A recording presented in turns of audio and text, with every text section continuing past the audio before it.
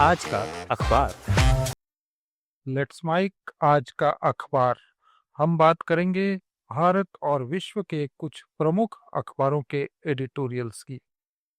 सबसे पहले बात करते हैं ब्रिटेन के लीडिंग डेली द गार्डियन की। लंदन से छपने वाले इस अखबार का पहला संपादकीय है जापान के पूर्व प्रधानमंत्री की घोषणा पर। अखबार लिखता है कि जापान के पूर्व प्रधानमंत्री एइसाकु सातु ने 1974 में नोबेल शांति पुरस्कार लेते वक्त ये वादा किया था कि आने वाली हर जापानी सरकार परमाणु हथियार नहीं बनाएगी, न रखेगी और न अपने यहाँ आने देगी। लेकिन कल नई प्रधानमंत्री शनाए ताकाइची ने संसद में ये साफ कहने से इनकार कर दिया कि क्या उनका देश ये वादा निभाएगा। अखबार के अनुसार ये बहुत ही निराश करने वाला संकेत है। 80 साल पहले अमेरिका ने हिरोशिमा पर लिटिल बॉय गिराया था। रेक्याविक में गोर्बाचेव और रीगन ने परमाणु हथियार खत्म करने की बात की थी, लेकिन अब परमाणु हथियार का ये पुराना भूत फिर लौट आया है। महीने भर पहले डोनाल्ड ट्रंप ने अमेरिकी सेना को आदेश दिया कि दूसरे देशों के परमाणु परीक्षणों से मैच करने की तैयारी करो। बाइडेन प्रशासन में काम कर चुके एक्सपर्ट्स यही चेतावनी दे रहे हैं कि शस्त्र नियंत्रण व्यवस्था टूट चुकी है और जोखिम अब कैटेगरी 5 तूफान जैसा हो गया है। गार्डियन के मुताबिक आखिर अमेरिका रूस संधि न्यू स्टार्ट फरवरी में खत्म हो रही है। अब डर सिर्फ आतंकवादियों या नॉर्थ कोरिया का नहीं, बल्कि दुनिया की बड़ी शक्तियों की आपसी प्रतिद्वंदिता का है। चीन अपना शस्त्रागार तेजी से बढ़ा रहा है। दक्षिण कोरिया और पोलैंड जैसे अमेरिकी सहयोगी भी परमाणु हथियार लेने पर विचार कर रहे हैं। परमाणु निषेध कमजोर पड़ रहा है।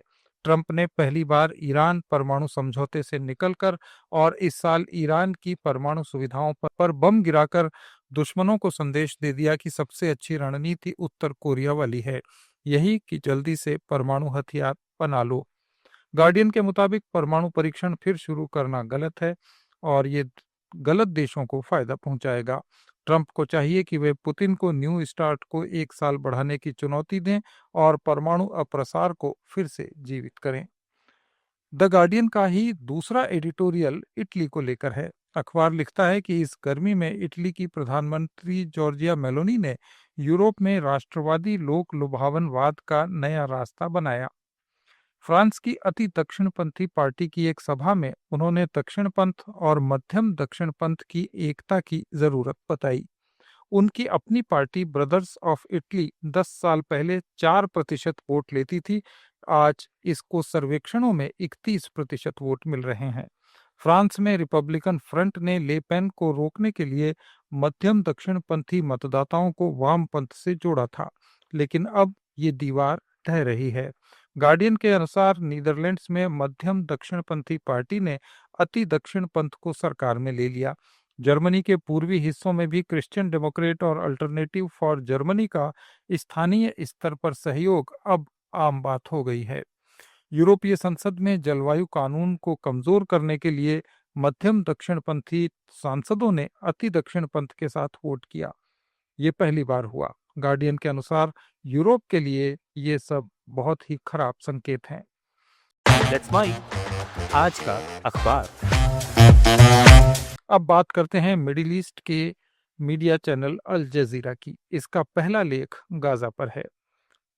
अखबार के अनुसार इस हफ्ते गाजा से 153 फिलिस्तीनियों को लेकर एक उड़ान दक्षिण अफ्रीका पहुंची। इन लोगों के पास कोई दस्तावेज नहीं थे। वे 12 घंटे तक विमान में फंसे रहे क्योंकि इजरायली अधिकारियों ने दक्षिण अफ्रीकी अधिकारियों को इनके आने की सूचना ही नहीं दी। ये लोग 1,500 से $5,000 देकर गाजा छोड़ रहे हैं। जून से कम ऐसी 3 फ्लाइट्स आ चुकी हैं। ये इजराइल की गाजा को जनसंख्या रहित करने की नई योजना है। अल जजीरा के मुताबिक थियोडोर हर्जल से लेकर डेविड बेन गुरियन तक फिलिस्तीनियों को उनकी जमीन से हटाना हमेशा जायोनी स्कीम का हिस्सा रहा है। 1948 के नकबा में 7 लाख से ज्यादा फिलिस्तीनियों को निकाला गया था। 1967 के बाद स्वैच्छिक प्रवास की नीति अपनाई गई, यानी जीवन इतना कठिन कर दो कि लोग खुद चले जाएं। और अब लोग खुद पैसे देकर जा रहे हैं और उनकी वापसी का रास्ता हमेशा के लिए बंद हो रहा है। अल जजीरा के मुताबिक इजराइल हम सबको दक्षिण अफ्रीका नहीं भेज सकता, हम यहाँ रहने के लिए हैं। अल जजीरा का एक और लेख एक डॉक्टर तलाल की गवाही है। अखबार के मुताबिक इस डॉक्टर का कहना है कि मैं जुलाई 2024 में गाजा मेडिकल मिशन में गया और 22 दिन वहां रहा। जो मैंने देखा उसे बयान करना काफी मुश्किल है। मैं पहले वाला तलाल नहीं रहा। मेरी पत्नी, बच्चे, दोस्त सब कहते हैं कि मैं चुप, गुमसुम, दूर, अलग थलग हो गया हूँ। हर रात वही दृश्य, भूख से कंकाल बने बच्चे, माता पिता अपने बच्चों के जले हुए अंगों को थामे हुए, जलकर कोयला बन चुके इंसान, कंबलों में लिपटे मानव अवशेष। सीज फायर हो गया है लेकिन हत्याएं नहीं रुकी हैं, सिर्फ कम हुई हैं ताकि दुनिया न देखे। मैं गाजा को भूल नहीं सकता, यह नरसंहार अभी खत्म नहीं हुआ है। अब बात करते हैं जापान के सबसे बड़े अखबार असाही शिंबुन की, जो टोक्यो से प्रकाशित होता है। अखबार के मुताबिक हम इंसानों ने विकासवाद को समझने से पहले विलुप्ति को खोज लिया था। अब हम धरती के छठे बड़े सामूहिक विलुप्तीकरण के दौर में जी रहे हैं और इसका मुख्य कारण हम खुद हैं। अखबार के अनुसार पहले 5 विलुप्तीकरण प्राकृतिक थे, अब क्लाइमेट चेंज पहले के किसी भी कारण से ज्यादा तेजी से आगे बढ़ रहा है। अखबार के मुताबिक ब्राजील में COP30 हो रहा है, लेकिन ट्रंप एडमिनिस्ट्रेशन इसमें शामिल नहीं है, यानी तापमान बढ़ने के कोई संकेत नहीं दिख रहे। हम बात करते हैं पाकिस्तान के प्रमुख अखबार डॉन की, जो कराची से पब्लिश होता है। इसका संपादकीय इंटरनेट को लेकर है। अखबार लिखता है कि पाकिस्तान को इंटरनेट आज़ादी के मामले में दुनिया में सबसे नीचे रखा गया है और इसके सिर्फ 27 अंक हैं, यानी पिछले 15 साल में सबसे तेज गिरावट। बार बार इंटरनेट बंद होना, VPN ब्लॉक करना और नए दमनकारी कानून। डॉन के मुताबिक ये लोकतंत्र के लिए गंभीर खतरा है। डॉन का दूसरा एडिटोरियल अंतर्राष्ट्रीय सहिष्णुता दिवस पर है। अखबार लिखता है कि विविधता मानवता का मूल है, लेकिन असहिष्णुता बढ़ रही है। शिक्षा, कानून और सरकार सबको मिलकर नफरत को रोकना होगा। चीन का प्रमुख अखबार है पीपल्स डेली, जो बीजिंग से छपता है। अखबार के मुताबिक जापान की प्रधानमंत्री ने संसद में 3 गैर परमाणु सिद्धांतों को बनाए रखने का स्पष्ट वादा करने से इनकार कर दिया। ये एक खतरनाक नीतिगत बदलाव का संकेत है। पीपल्स डेली के अनुसार ये क्षेत्रीय शांति के लिए एक बड़ा खतरा है। और अब बात करते हैं बांग्लादेश के अखबार द डेली स्टार की, जिसका एडिटोरियल वहां चल रही हिंसा से है। अखबार के मुताबिक पिछले 5 दिनों में 30 से ज्यादा बसें जलाई गईं, क्रूड बम फेंके गए और 2 लोग मारे गए। जेलों से अपराधी छूटे और हथियार लूटे गए। बांग्लादेश में चुनाव से पहले हिंसा बढ़ रही है।